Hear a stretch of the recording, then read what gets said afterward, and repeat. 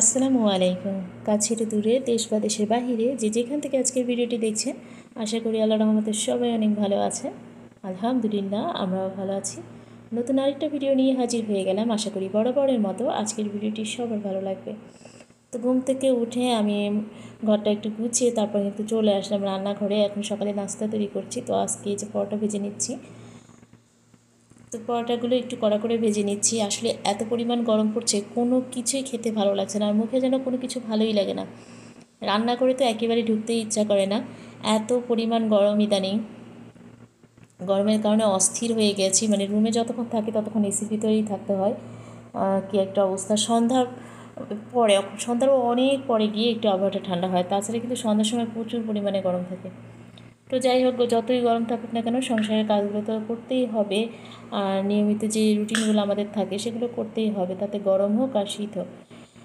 তো এই যে আমি কিন্তু আপনাদের সাথে কথা বলতে বলতে লুচি ভেজে নিলাম।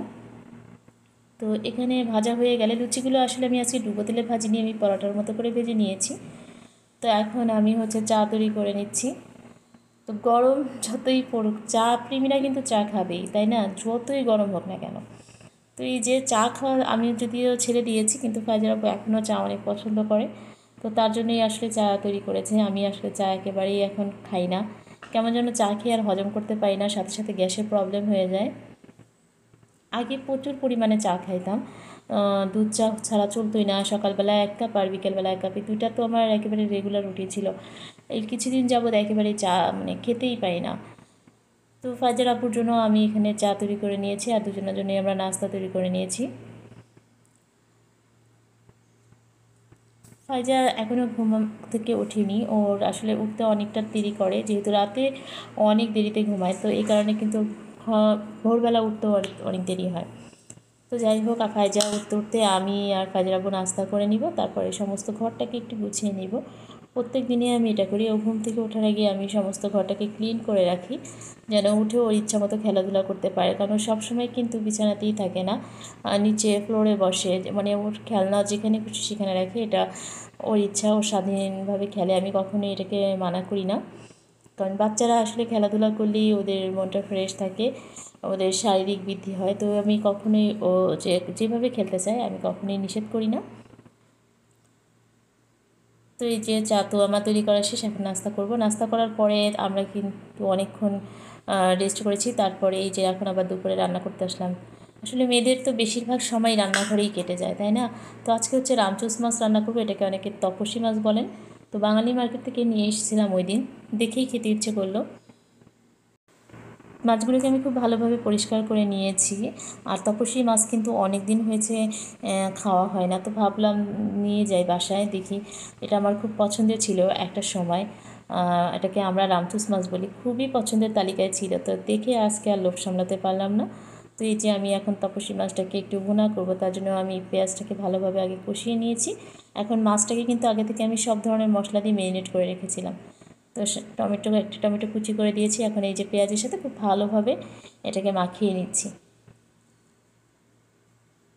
এই মাছটা কিন্তু আগে থেকে তেলে ভাজার কোনো প্রয়োজন নাই, এভাবে একসাথে বসিয়ে দিলে খেতে দারুণ লাগে। শুধু চুলার আঁচটা লো মিডিয়ামে রাখতে হবে, একটু সময় নিয়ে এটাকে রান্না করতে হবে। এত সুন্দর একটা ঘ্রাণ আসে, মানে আপনি ঝোল দিয়ে ভাত খেয়ে ফেলতে পারবেন এক প্লেট, এত ভালো লাগে। একটু মাখা মাখা ঝোল থাকবে। তো এই যে আমার মাছটা কিন্তু প্রায় হয়ে এসেছে, এই যে দেখতে পাচ্ছেন, আমি একটু মাখা মাখা করে ঝোলটা রাখবো। তো রান্নাবান্না কিন্তু প্রায় শেষ। এরপরে আমরা গোসল করে খাওয়া দাওয়া করে কিছুক্ষণ রেস্ট নিয়েছি।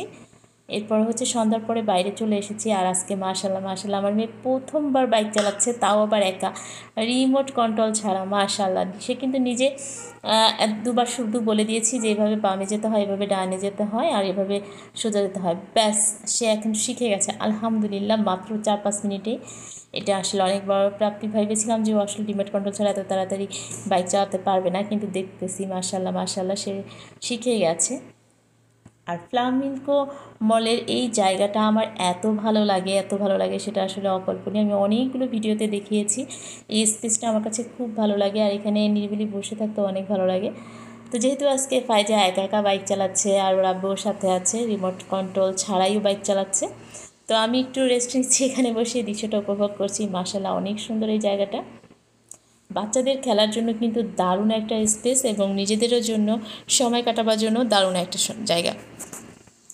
মলের ভিতরেও যে এত সুন্দর জায়গা থাকে সেটা আসলে ফ্লামিঙ্গো মল না দেখলে বোঝা যাবে না। তো এখন আমাদের উপরে যাওয়ার পালা, কারণ আমরা এতক্ষণ গ্রাউন্ড ফ্লোরে ছিলাম, তো উপরে চলে যাচ্ছি।